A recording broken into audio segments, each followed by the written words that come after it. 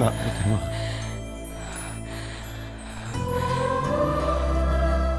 আসলে চোখের সামনে তোমাকে ওই সাদা বেশে আমি সহ্য করতে পারছি না। শশীর জন্য রাখির উপহার কিনতে গিয়েছিলাম, কি মনে হলো আমি তোমার জন্য একটা রঙিন শাড়ি কিনে আনলাম। বিশ্বাস করো, এছাড়া আর অন্য কোনো উদ্দেশ্য ছিল না। আমার কেমন মনে হচ্ছিল সপ্তর্ষিও তোমাকে ওই বেশে সহ্য করতে পারত না, ওরও খুব কষ্ট হতো। সেই সব চলে গেল বলে সে কোথায় ফিরে এলো না, যেতে যেতে কি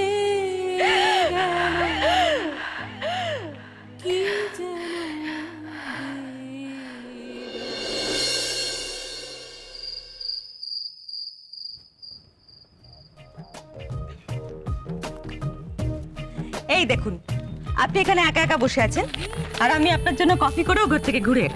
আপনি কেন কষ্ট করতে গেলেন? ও মা, কফি করতে কষ্ট আসছে? নিন খেয়ে দেখুন। আমি এবার চা কফিতে মিষ্টিটা কম দিই।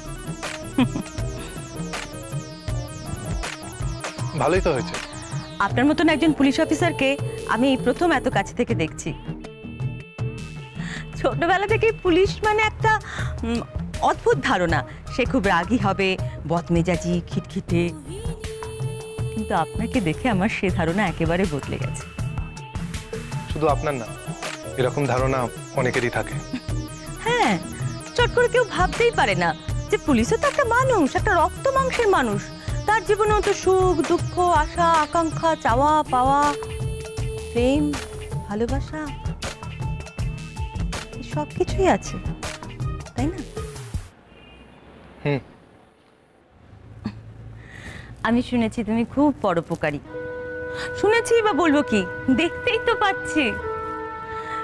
তা বিয়েটা করোনি কেন এতদিন? আসলে সেই সময় সুযোগ ঠিক হয়ে ওঠেনি, কাজের মধ্যেই ব্যস্ত থাকি। তাছাড়া ভালোই তো আছি। তুমি না একদম ঠিক আমার রাজের মতন। সরি, আমি তুমি বলে ফেললাম। না না, ঠিক আছে। Thank you. আমি আসলে বেশিক্ষণ আপনি আগে কন্টিনিউ করতে পারি না। আমার কি যেন বলছিলাম, হ্যাঁ রাজের কথা। রাজ একদম তোমার মতন, ভীষণ ভালো ছেলে। সারাক্ষণ আমাকে মামুনি মামুনি করবে, খুব সম্মান করে আমাকে। তবে ইদানিং কি যেন একটা হয়েছে, ওর কথাবার্তাগুলো একটু অন্যরকম হয়ে গেছে। সারাক্ষণ কেমন একটা উদাস উদাস ভাব, উড়ু উড়ু মন। প্রেমে টেমে পড়েছে বোধহয়।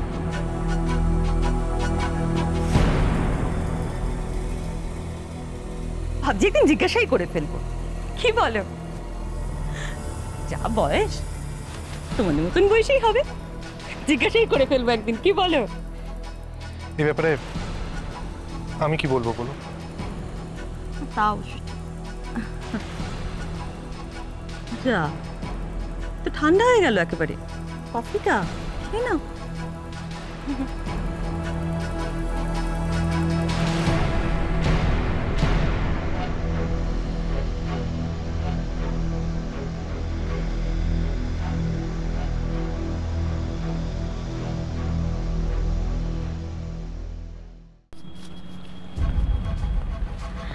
আর এত ঘর গুছিয়ে কি করবি রে?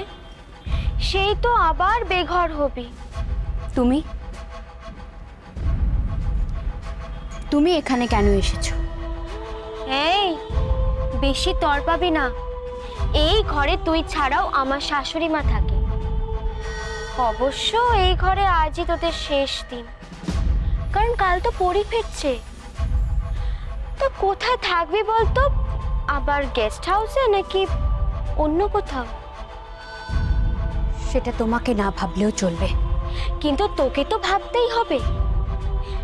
একবার ভাবতো, কাল যখন পরি শুনবে যে এই গুলি চালানোর চক্রান্তটা আসলে তোর, তখন কি হবে? তোর এই রক্তদানের নাটকটা কি ধোপে টিকবে?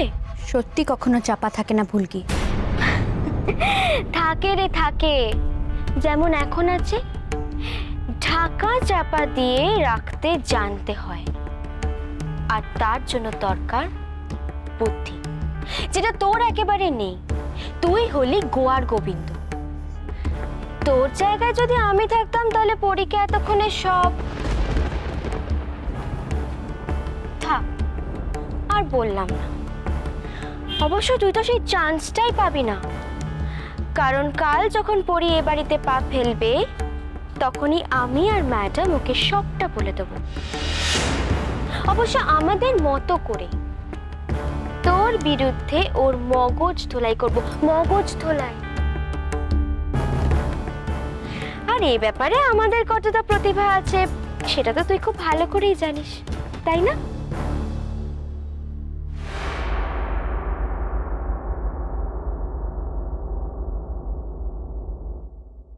কি ভাবছিস রে ঝিলিক? আমাদের আগেই তুই পরীর মুখোমুখি হবি, তাই ওকে আনতে রাজের সাথে নার্সিংহোমে ছুটবি? প্লিজ ছোট না রে, প্লিজ ছোট। আমরা তো সেটাই চাই, তাহলেই তো প্ল্যান মতো খেললা ফতে। পরীকে এরা ভুল বোঝানোর আগে আমাকে একটা কিছু করতেই হবে।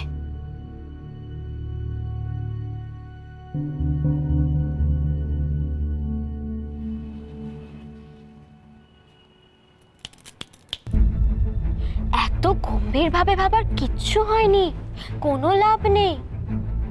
তোর আর পরীর প্রেম ভালোবাসার পর্ব খতম।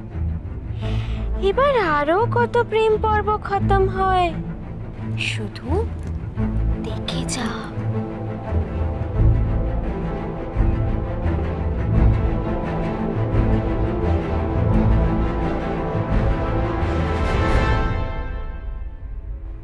আমি অন্য একটা কথা ভেবে খুব আনন্দ পাচ্ছি। পরি কাল নার্সিংহোম থেকে বাড়ি ফিরছে। বাড়িতে পুজো আচ্ছা দেখলে ওরও একটু ভালো লাগবে, তাই না? হ্যাঁ, তা তো ঠিকই। ও হ্যাঁ, পুরীর কথা মনে হলো। কাল ডাক্তারের সাথে তুমি কথা বলতে যাচ্ছ, খুব ভালো করে কথা বলে আসবে, জেনে আসবে যে পুরী কি খাবে কি না খাবে, কি করবে কি করবে না।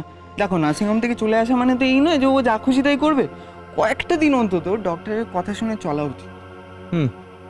তা তো চলতেই হবে। আর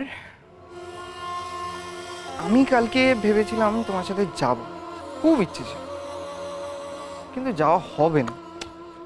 কয়েকটা খুব ইম্পর্টেন্ট কাজ পড়ে গেছে। আরে নো প্রবলেম, আমি ঠিক সামলে নেব। আঙ্কেলও তো যেতে পারবে না, বললো কি একটা মিটিং আছে।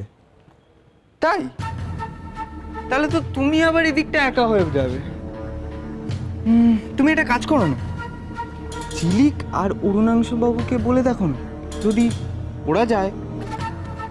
ঝিলিক তো আমার সঙ্গে যাচ্ছেই, ওর অলরেডি ডক্টর অ্যাপয়েন্টমেন্ট নেওয়া আছে, ওর চেক আপটাও করতে হবে। কিন্তু অরুণাংশুকে বলাটা কি ঠিক হবে? আমাদের বাড়ির গেস্ট। এতে তো আমি খারাপ কিছু দেখছি না, কেস তো। ঠিক আছে, একবার বলে দেখবো, যদি যায়। মিস্টার মুখার্জি যেতে রাজি হলে আমি আটকাবো। যাবে শুধু তুমি আর ঝিলিক, বাকি যা করার আমি করে দেবো। পরি আমার বড় পছন্দের কুকি। তুমি যাবে তো আমাদের সাথে? প্লিজ চলো। সরি, আমি যেতে পারবো না। আমার একটা কাজ আছে, মানে কাজটা আগে থেকেই ঠিক ছিল। ও, তুমিও যেতে পারবে না? তুমি তো যেতে পারবে ঝিলিক। আমাকে তো যেতে হবেই।